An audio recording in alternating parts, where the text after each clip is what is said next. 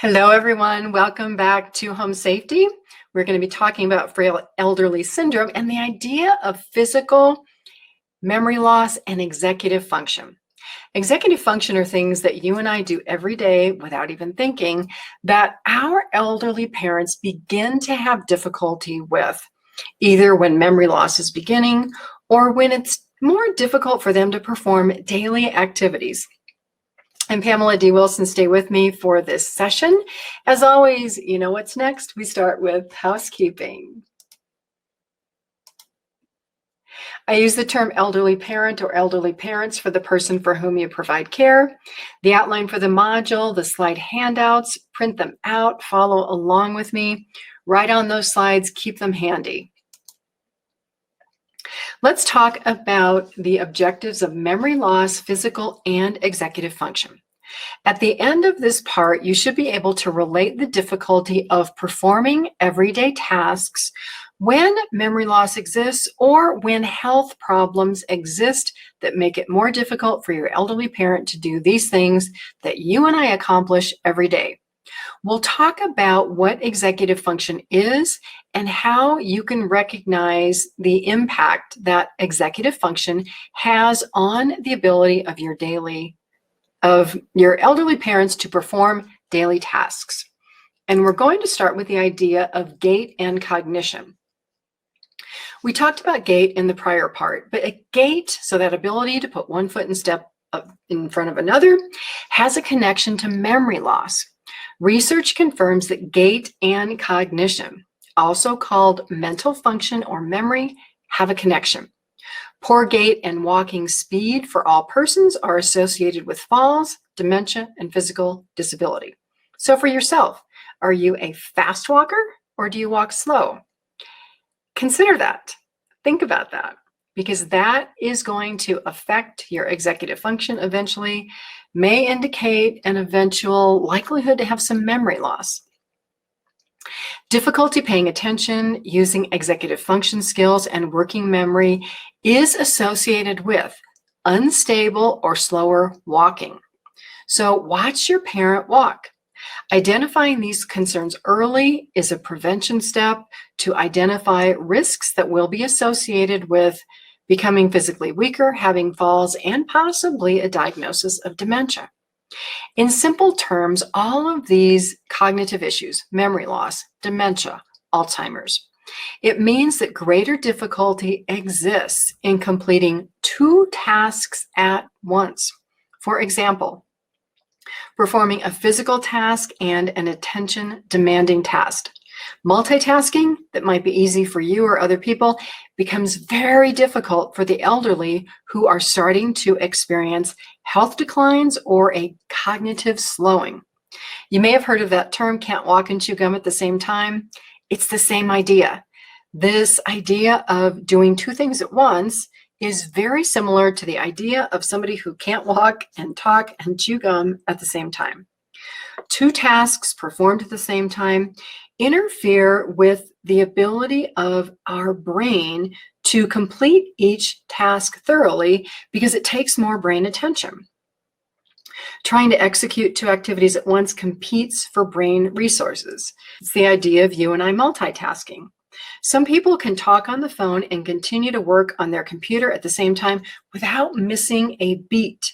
Other people have to either talk on the phone or focus on the computer. They have to do one activity at a time so that they're not making mistakes and they get whatever project they are trying to complete finished.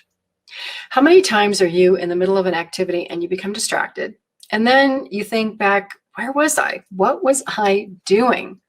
For elderly parents who have cognitive problems, chronic disease, mental slowing, that is a very common situation. Our parents begin a task, they become distracted, and they don't have the ability to return to that original task or that plan because they've got gaps in their memory and their executive function. Believe it or not, walking takes skills. You may not realize this, but walking is an automatic skill that requires a significant amount of brain power. Walking involves many skills that we do at the same time. These include our walking speed, our pace, our rhythm, swinging our arms back and forth, balance, and monitoring the environment for safety risks. Monitoring our surroundings means we're looking around to avoid dips in the pavement, tripping over a rock, anything else that might result in us tripping, falling, slipping. Consider the action that your brain is taking to watch this webinar, and if you're taking notes on the slides. You can always watch the webinar all the way through. That's why it's a webinar. And you can come back and take notes. You can take notes and then watch the webinar again. You can also watch the webinar, listen, stop it, make some notes, press the play button. For every action that we perform, there are steps that we choose to be more attentive and more efficient based on how we know we work, how we work through a step, how we work through processes. If you exercise or walk on a treadmill, do you notice how your body moves? Now I want you to notice when you do this, are you 1 foot dominant? Are you leaning to one side when walking, or are you equally balanced? If you go to a gym, you might have seen a treadmill. It's called a tread climber. A tread climber has independent tracks for each leg. It takes a little bit of skill to learn how to walk on one of these things. A tread climber supports gaining balance and strength in the legs, and you will easily see which leg is your dominant leg if your balance is off. It's a combination of a stair climber and a treadmill all in one. Activities for elderly parents that involve physical activity. We've talked about these. Walking inside the home, getting up out of a chair to walk to the bathroom, to the kitchen, up and down stairs, doing laundry, standing to preparing a meal. Those can all improve walking ability and balance. So even if you talk to your parent about measuring how much time they sit every day and measuring how much time they are up on their feet every day, important.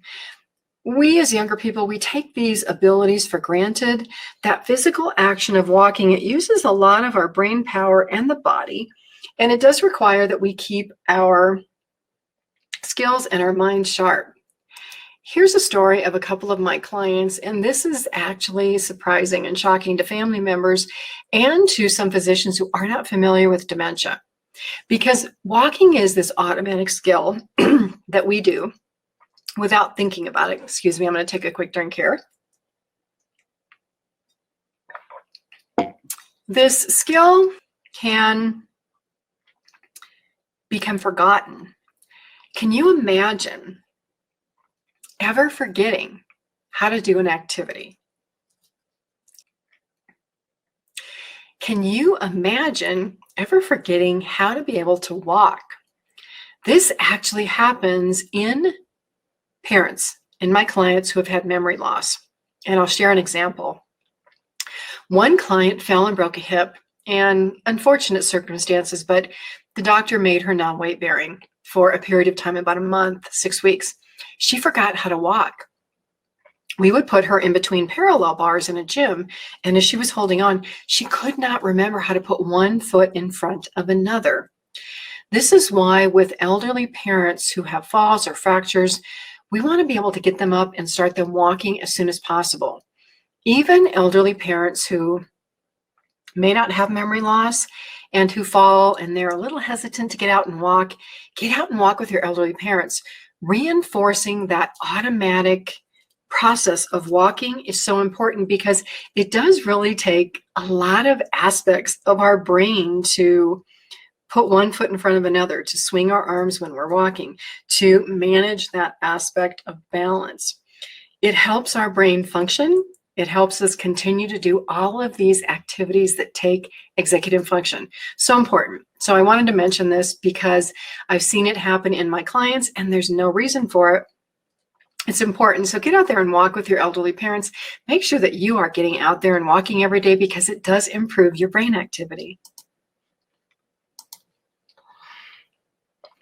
Let's talk more about executive function, which is something that we have that we don't think about. A term called executive function, when it is poor, if you combine that with cognitive difficulties and slow mental processing speed, you'll notice more falls, gait difficulties. It's more difficult for your parents to walk because it requires brain power. Research confirms that signs of dementia and Alzheimer's are present as early as 10 to 20 years before a formal diagnosis. Executive function has 8 components that we are going to talk about that work together to connect the skills of organization, completing daily activities, planning, and thinking about and initiating change. Now, these are activities that you do every day at work, but that your elderly parents may not do as much when they're retired, or because they're not as busy, they may become a little rusty in these areas. And some of these are going to be a little obvious, but we want to talk about them. So one of them is impulse control. And what impulse control means is that we choose practical behaviors over actions that are viewed as risky or impulsive. Impulse control helps us act responsibly and appropriately in social situations, even in situations where we might find something that someone says to us inappropriate or upsetting. Impulse control helps us make choices that are good for our health. So thinking about the difference between, should I eat a salad today or should I have that piece of cake? For elderly, poor impulse control might be participating in a telephone scam or giving money to charities or becoming addicted to online shopping or hoarding items in the home. Emotional control means that we can, I love this photo of this couple, means that we can regulate our emotional or verbal responses to situations that are unexpected or unpleasant. Becoming easily agitated or having mood swings is a sign that we or our elderly parents have poor emotional control. Showing a temper, screaming, yelling, other signs of poor emotional control. Emotional control relates to conversations that we as a caregiver might have with our elderly parents about subjects that are difficult to discuss, like trying to convince a parent to take medications, trying to convince them to exercise, or expressing concern about the fact that our elderly parents may not be that safe anymore driving a car. Emotional control comes into play with the relationships that we have with family members, friends, and coworkers. The way that we respond to others starts with the ability of our brain to understand communication and perceive body language. The interaction and the body language can be pleasing, it can be non-threatening, which means just normal, or we can feel like we're being attacked. Communication or body language that we view as threatening or unfavorable gives us that opportunity to decide how we will react. And that is a decision. It is a conscious choice. We don't have to just blow up. There's another term associated with emotional control. How many of you have heard of the term emotional intelligence? Emotional intelligence involves the skill of being aware. That self-awareness of how we respond to other people and other situations is emotional intelligence. It's self-regulation. Self-regulation means that we avoid saying that first thing that pops into our head, or avoid that first impulse of the way that we really would like to respond. And we learn that because experience tells us that responding in this manner is not going to work out the way that we think. It's not going to have the result that we want. Emotional intelligence also includes empathy and being able to perceive body language of another person. It's our ability to understand how another person is feeling by just looking at them. So not only the words that they say, but their body posture and understanding how we want to react to that.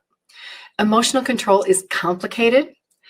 Again, it requires a lot of brain power. Possessing the skill of emotional control or emotional intelligence uses a lot of parts of our brain. This is why when an elderly parent has memory loss, their responses or behaviors to us or others may not be what we would call socially appropriate. The brain of an elderly parent with memory loss can no longer distinguish between how they should react and how they are reacting. Elderly parents with memory loss say what they think. They also lose the ability to maintain emotional control over their emotions. So I've had so many clients who I laugh at this, but I would be out with them at doctor appointments, and these clients would say, oh my gosh, that person over there, they're ugly, or man, that person is fat, or oh, I have to just fart. People with memory loss say what they think, and they don't think about how other people around them might react. And it's interesting, if you have a parent with memory loss and you take them out in public, sometimes they can embarrass you. I had a girlfriend who took her mother to the grocery store one time, and they were in line checking out, and her mother started taking off her clothes. It was a hot summer day, and she was sweaty and she was hot, and everybody in line is looking at my friend's mother, and my friend is just like, oh my gosh, how do I explain this one? So she took her mother aside and said, hey mom, let's wait. I'll help you. We'll get outside. We'll get your clothes off because I know that you're hot. And to people in line in the grocery store, she said, I'm so sorry. My mom has Alzheimer's and dementia, and she doesn't realize how what she's doing isn't appropriate in social situations. That immediately put people in line at the grocery store at rest, but sometimes she felt like she should get a t-shirt that says, I'm out with my mom. My mom has memory loss. Please don't take what she says or what she does personally, because it is really not about you. It is all about what my mom wants in the moment, and says in the moment, and feels in the moment. So very interesting aspect of how our brains manage and measure our emotional control and our responses. Let's talk about a story about Esther and Ed. And these are two clients of mine who both had memory loss, but both had anxiety. And I want to talk about anxiety for a minute, because anxiety with our elderly parents and with older adults is very common. So our parents will become anxious about having failing health, about not remembering to do things, about being frustrated with themselves because they used to be able to walk a mile and now they can only walk a block. So becoming older has a lot of anxiety associated with it because of remembering what we were like over here and seeing what we were like over here. So we have to bring those two together. So Esther was a client of mine who did not have dementia. She was an older person who had a lot of anxiety and just worried. She lived alone for a long time. Her husband had passed away quite a few years ago. And Esther needed help with activities of daily living because she was anxious about performing them alone. So she was afraid to take a shower because she was so worried she was going to fall because she had a fall. One of the things that she would do when she became anxious was Esther would get out the checkbook because she got a lot of junk mail, and she would write checks to charities. Now, she would only write the check for $1, but one day when I visited Esther's home, I got there and she was sitting at the kitchen table and she had all these solicitor letters spread out, and she had written 200 checks for $1. So $200 worth of checks to charities. Now, you know what happens when you donate to a charity, right? You mail that letter and you immediately get another letter back that says, oh, thank you so much for your donation. Can you donate again? Esther would worry about the starving children in Africa, about the pets, about every single charity letter that came in. It made her more and more anxious. Eventually, I had to take away Esther's checkbook with her agreement, because it got to the point where she would become so anxious and write checks that she couldn't pay her bills. Some months she wrote checks to the tune of $1,000 and then couldn't pay her rent. And so we had to have the conversation about the fact that rent and utilities and groceries were very important, and that it was better to have somebody else manage her money, because then she couldn't become anxious and not be able to pay her bills. Ed, on the other hand, was another client of mine, very similar to Esther, who lived alone. His wife had passed away. He had a nephew that would come and check in on him, and we were there, my company, to remind him to take his medications, to make him meals. He didn't drive anymore, and to take him to doctor appointments. Ed was very similar to Esther, although he did have a degree of memory loss, in that he worried about money all the time, and he had plenty of money. But the one thing that Ed did was Ed liked to play the lottery. And he would get letters from the Canadian lottery saying, Ed, give us $10,000. You'll own this piece of land. It'll be worth $1 million. You can sell it. You will be rich. Unfortunately, by the time that I got involved with helping Ed manage his money, he had mortgaged his house. So he had taken out a second mortgage to be able to write checks to these Canadian lotteries and these other lotteries who promised him big financial returns, but basically who took his money and he had nothing for it. Eventually, we had to move Ed out of his home and sell the house and try to pay off those mortgages, the second mortgages to all of these lotteries. These are common scams that older parents become involved in because they become anxious. So if you notice solicitations at your parents' house, ask them if you can remove those. Make sure that they're not writing checks to charities, or if they are going to, that they do that with you, because they can so easily become involved in these scams. If they receive phone calls from charities, and this happens all the time too, there's a national do not call registry that you can find on the internet. And you have to track the call though. So if they have a cell phone, it's easier. You can track the day of the call that the number came in from. You can put their number on the do not call registry. It does work, but you have to be persistent. Many of you probably get solicitation phone calls on your cell phone. If you don't want them, go on that list, put the numbers in. Believe me, they will stop. I can tell you, because it happened to me for a period of time and I got irritated with it. So every single phone call, I went in and I entered it. Rarely now do I ever get a solicitation phone call on my cell phone. I know that it works. So be cognizant of these issues with your elderly parents, because they can quickly cause issues with money and other issues. The anxiety, the stress, the worry about health issues are significant in your elderly parents. Help them out. It's very important, and you will prevent a lot of problems. Let's talk about flexible thinking, which is a skill that we learn. A combination of chronic disease, memory loss, anxiety, as we talked, it can result in impulsive behaviors. It can also result in inflexible thinking. So let's look at the opposite. Flexible thinking means being thoughtful and considerate of the opinions of others and being open-minded to do things differently. A lot of us have a tendency to say no, or to immediately respond negatively to any ideas or suggestions from other people. Training our minds to pause before responding with a no is growing that skill of flexible thinking. Flexible thinking helps us look at change differently, even positively.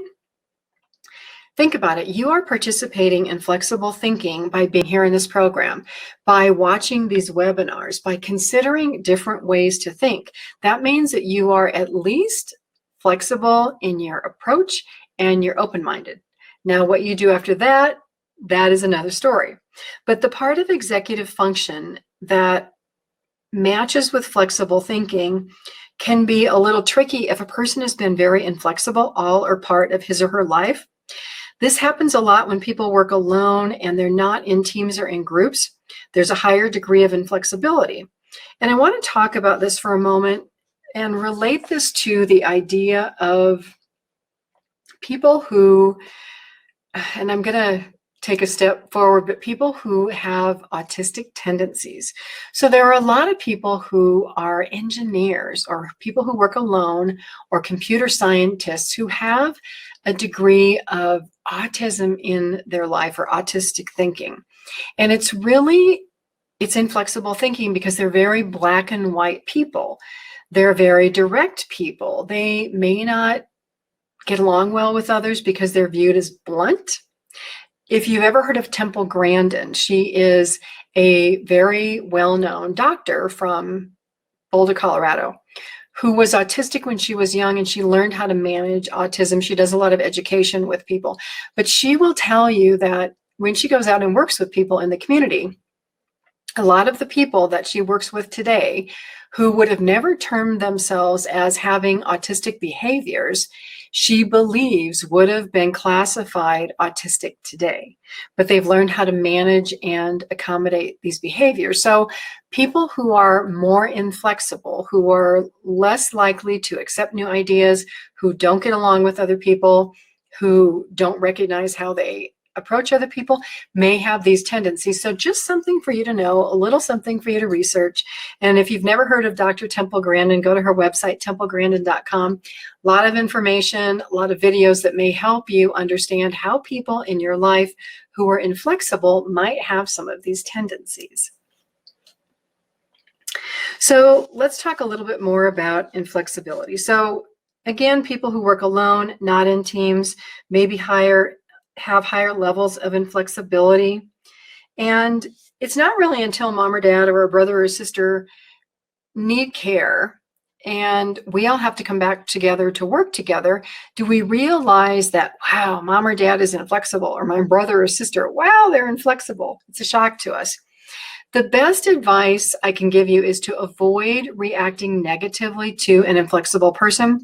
Try to understand their position and their thinking, and look at what are they resisting. So what are they trying to protect or prevent by not listening, by not changing behaviors? In the situation of an elderly parent with memory loss, mom or dad may be trying to avoid change because it's that unknown and they are afraid of change. They might refuse to take medications. You're going to see a lot of this. Refuse to change their clothes, bathe, or do other tasks because their brain can't rationalize why they should do those things. Or sometimes they think, I just did it. I just took a shower. Why would I take another shower? Let's talk about something that you use all day. It's working memory. Working memory represents the idea of our minds in action. Recalling the ingredients for cooking a favorite meal involves using working memory. Reporting the list of items from a recipe that you remember to a family member on the phone who might be going grocery shopping involves working memory. Examples of working memory, or I should say the opposite, is opening mail and then setting those bills in a pile on a desk and then forgetting to pay the bills. You may see that in an elderly parent. Or a parent sets a date with you or an appointment while they're talking on the phone. They hang up the phone and then they totally forget that they just made a date with you. They don't write the information on the calendar. You show up. They say, what are you doing here? Caregivers have this long list of to-dos at your job, for your families, caring for your elderly parents. Working memory for a caregiver supports our ability to complete that long list of work and personal projects. For elderly parents with chronic diseases or memory loss, forgetting how to do these simple tasks show gaps in working memory. And I'll share an example. I took a client who had memory loss to a doctor appointment a number of years ago. And we got into the doctor's office and we came out and I opened the door for her and she stood there a moment. And I said, Martha, what's wrong? And she said, I can't remember how to get in the car. And so what I did was I had her stand aside and I showed her how to turn and sit and put your legs in and get in a car. And then I got out and I helped her do the same thing. So simple things that, again, we do and we take for granted, our elderly parents are going to stop and think, how do I do this? Or struggle how to do it or become frustrated with themselves. It's easy. You show them. You do it by modeling the behavior, and you, more than anything, do not make a big deal about them not being able to do it. So, you know what? It's okay. Let me show you how to do this.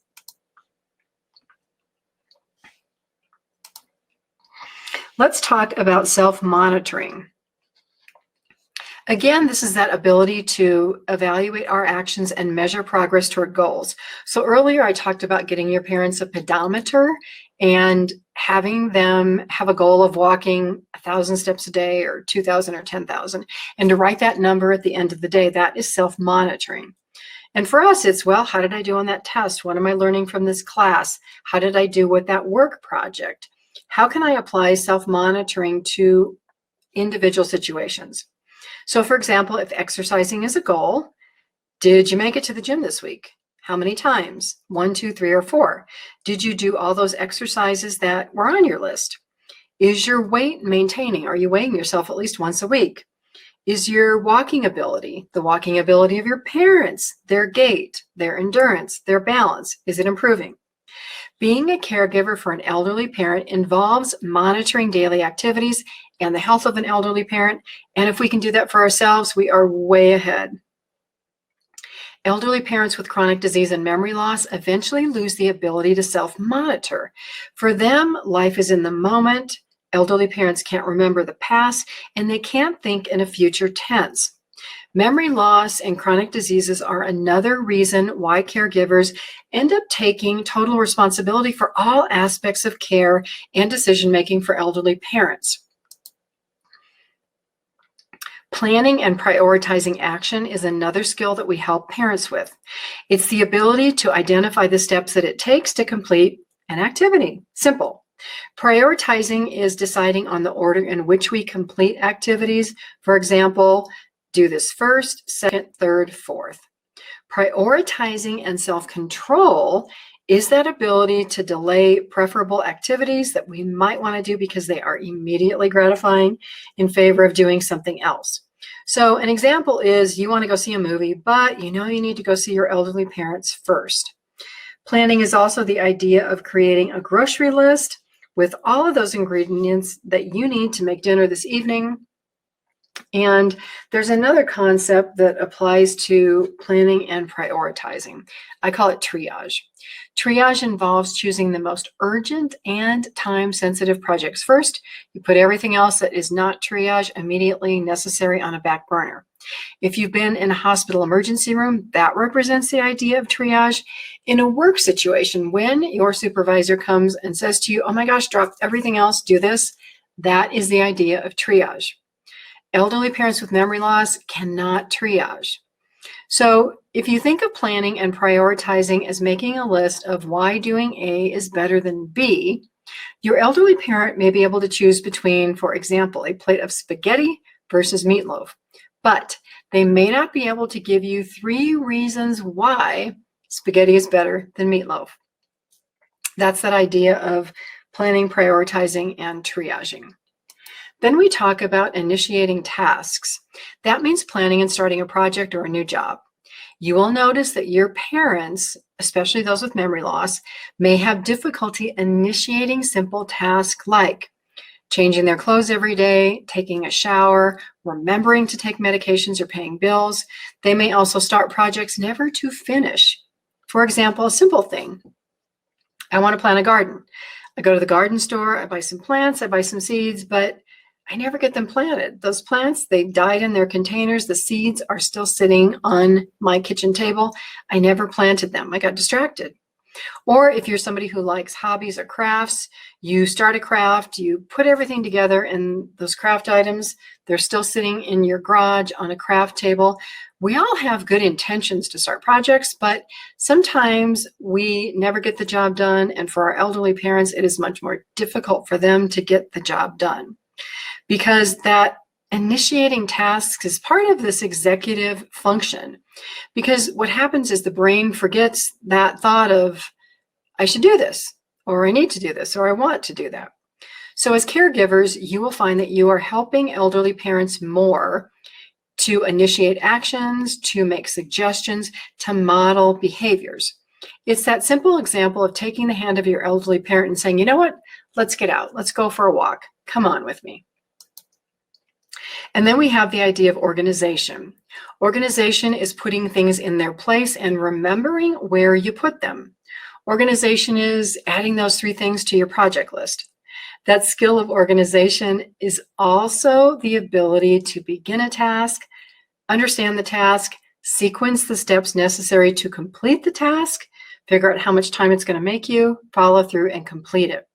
So as you can see, the brain really is this complex machine that helps us with all of our daily functions in life, and we don't give our brain enough credit. It's this computer that runs our physical body. It tells us how to think, how to respond, how to act, how to do everything. You will start to notice gaps in executive function when you visit a parent's home, see piles of unopened mail, piles of dirty clothing in the bedroom, clutter. There's medication bottles set out that are half full, they should have been taken, spoiled foods in the refrigerator. A house that's just a little messier and more disorganized than it used to be. Your parent can't find their keys, they can't find their purse, they forget that you're showing up. All of these things relate to gaps in executive function that we perform without thinking, that our elderly parents cannot perform. So just to summarize this, elderly parents who experience memory loss or have chronic diseases will have difficulties and gaps with a physical function, executive function, that affects their ability to remain independent. As a caregiver, these gaps are reasons that you will become more involved. Become more involved before something happens, like we talked about anxiety and writing checks and not paying bills. As you notice these little things with your parents, have conversations that say, oh, mom or dad, I noticed that this is a little more difficult with you. What system or what process can we put in place so that you can continue to do this? Because remember, you don't want to take away those activities. That causes more work for you in the short and the long run. You want your elderly parents to be able to do these things as long as possible. Ask yourself how you help them. What process can you use? What tips can you put in place? Your goal is to help the parents remain independent as long as possible, but notice these gaps so that you can take action before something happens. I'm Pamela D Wilson. Thank you for being with me in this webinar. I look forward to being with you in the next webinar. Stay with me. Join me again.